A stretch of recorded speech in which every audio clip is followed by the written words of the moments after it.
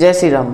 तो आज की इस वीडियो में मैं आपको कोई ज्ञान नहीं देने वाला हूं, क्योंकि ज्ञान का उपयोग तभी है जब हम सुरक्षित और स्वस्थ रह सकते हैं। लेकिन आजकल की देश और समाज की जो स्थिति है, जो परिस्थिति है ना, हम स्वस्थ रह सकते हैं, सुरक्षित तो बिल्कुल नहीं रह सकते हैं। अकॉर्डिंग टू अ रिपोर्ट 2030 में मोर देन 60% इंडियन पॉपुलेशन साफ पानी के एक्सेस से वंचित रहेगी। कृपया करके इस वीडियो को पूरा जरूर देखिए, और आपको अगर वर्थ इट लगे कि इस वीडियो को शेयर करना चाहिए, आगे अग्रेसित करना चाहिए, तो आप जरूर करिएगा। तेलंगाना की जो सरकार है, जहाँ के सीएम कांग्रेस पार्टी के रेड्डी ना ऐसा ही कुछ नाम है, आप देख सकते हैं। तो इन्होंने जो है आदेश दिया है कि जो एसयू कैंपस के पास जो 400 एकड़ की जंगल है उसको काटने का आदेश दे दिया है। इसको हैदराबाद का ग्रीन लंग्स ऑफ हैदराबाद कहा जाता है, क्योंकि इसमें 734 प्लांट की वेराइटीज़ हैं और 220 बर्ड्स की वेराइटी हैं और बहुत सारे डियर्स, टॉर्टोइज, स्नेक्स, बहुत सारे जीवों का, प्राणियों का ये नेचुरल हैबिटेट है। लेकिन इसको डिस्टर्ब किया जा रहा है कि आईटी सेक्टर्स को या फिर किसी बड़े मेजर कंपनी को इसको ऑक्शन के लिए, नीलामी के लिए इसको तैयार किया जा सके, इसको बेच दिया जा सके, ताकि वहाँ की जो राज्य सरकार है, जो कांग्रेस की सरकार है, उनके पास पैसा है। बस यही कारण है और कुछ भी नहीं है। डिफॉरेस्टेशन के कारण 4% भी ज़्यादा जो टेम्परेचर है वो राइज होगा। और आपको जैसे कि पता है 0.5 डिग्री सेल्सियस भी अगर वातावरण में इंक्रीज होता है तो बहुत सारे प्राणियों, जीवों के लिए असहनीय होता है, बहुत सारे प्रजाति विलुप्त हो जाती है। और सोचिए 4 डिग्री सेल्सियस में क्या होगा। जैसा कि आप देख सकते हैं कि कितने सारे जानवर अब क्लूलेस हैं कि वो कहाँ जाना है, क्या करना है, क्योंकि उनका घर छीन चुका है। जहाँ वो रहते थे वो जगह उनसे छीन ली गई है। प्राणी अब जाएंगे कहाँ?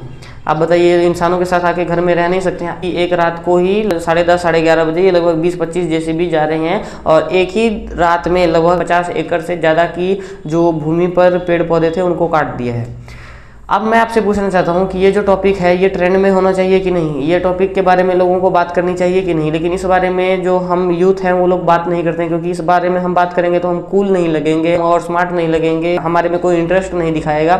और ये कितनी मूर्खता की बात है कि आज लोग घिबली घुबली, ये सब जो घिबली कार्टून बनाते हैं, अपनी फोटो देख के कार्टून बना देते हैं, ये सब में इतने ज़्यादा इंडल्ज हो चुके हैं कि इन सब के बारे में उनको सोचने का समय ही नहीं मिलता है। अरे भाई, एक बात बताइए, आपको क्या अपना मुँह अच्छा नहीं लगता है जो आप उसको कार्टून की तरह बनाकर उसको पेश कर रहे हो और दोस्तों में शेयर करते हो, स्टोरी लगाते हो कि मेरा ये घिबली फेस है, ये मेरा ये है, वो है, जो भी है। मैंने तो किया नहीं, लेकिन यही आजकल ट्रेंड में चल रहा है, मुझे बताया बहुत सारे लोगों ने, और बहुत सारे लोग पागल हो रहे हैं इसके विषय में। सच में अगर आपको इंटरनेट का, सोशल मीडिया का, इंस्टाग्राम का, गूगल का, ट्विटर का सही इस्तेमाल करना है तो टॉपिक्स को शेयर करिए, इन सब टॉपिक पर बात करिए, इन सब टॉपिक को स्टोरी लगाइए। क्योंकि धीरे धीरे ऐसे ही अगर पेड़ पौधे कटते रहे थे तो ना प्राणी बचेंगे, ना पेड़ पौधे बचेंगे, ना हम सही से सांस ले पाएंगे। धीरे धीरे हमारा सर्वाइव करना भी मुश्किल हो जाएगा। और आपको पता है, अगर पेड़ नहीं तो बारिश नहीं, बारिश नहीं तो जल नहीं, और जल नहीं तो हम नहीं। आगे की बात आप वो सुनिए। ये जो ध्रुव राठी हैं, जो कांग्रेस पार्टी को बहुत ही एजुकेटेड पार्टी कहते हैं, वो कहते हैं कि ये लोग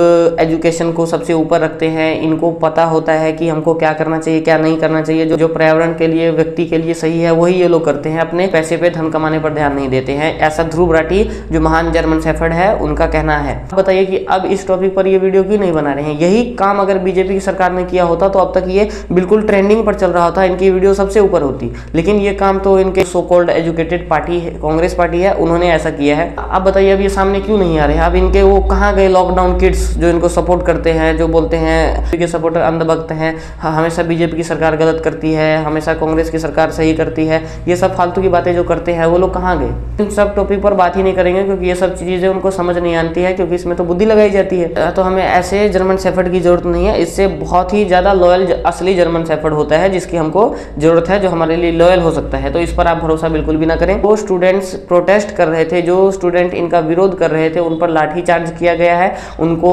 प्रोटेस्ट करने से भी इनकार कर दिया गया है, उनको जुलूस निकालने से, उनको रैली निकालने से वंचित कर दिया गया है। अगर वो ऐसे निकलते हैं तो उन पर लाठी चार्ज किया जाता है पुलिस के द्वारा, और ये कांग्रेस की सरकार करा रही है। 400 एकड़ कम जमीन नहीं होती है, 401 एकड़ में कम से कम 1.613, मतलब 1 एकड़ में लगभग 1.5 बीघा जमीन आता है। सोचिए 400 एकड़ में लगभग 600-650 बीघा जमीन आता है। 600-650 बीघा जमीन पर जब इतने सारे पेड़ पौधे होंगे, प्राणी प्रजाति उस पर पर निर्भर होंगे तो अगर वो सब काट दिया गया तो क्या स्थिति होगी। जब भी विपत्ति का समय आता है कुछ न कुछ ऐसा होता है जो नहीं होना चाहिए, कोई ध्यान नहीं देता है, तब कोई ना कोई सामने जरूर आता है जो स्टूडेंट्स की, जो प्रोटेस्ट करने वालों की, इनकी मदद करता है। एक तरह से कह सकते हैं कि नायक बनकर सामने आता है कि वो वहीं के निरंजन रेड्डी हैं जो एडवोकेट हैं और राज्यसभा के सदस्य भी हैं। तो हमें इनको सपोर्ट करना चाहिए, हमको इनको ट्रेंड में लाना चाहिए ताकि इनका मनोबल बढ़े, ताकि इन पर कोई आंच ना आए। हो सकता है कि इन पर कोई हानि पहुंचाने की कोशिश करे, इनको हमारा सपोर्ट रहे, इनका भी मनोबल बढ़ेगा और हमारा जो काम है वो तेजी से आगे बढ़ेगा। एडवोकेट श्री निरंजन रेड्डी जो है, इन्होंने क्या किया है, इन्होंने हाईकोर्ट में केस फाइल किया है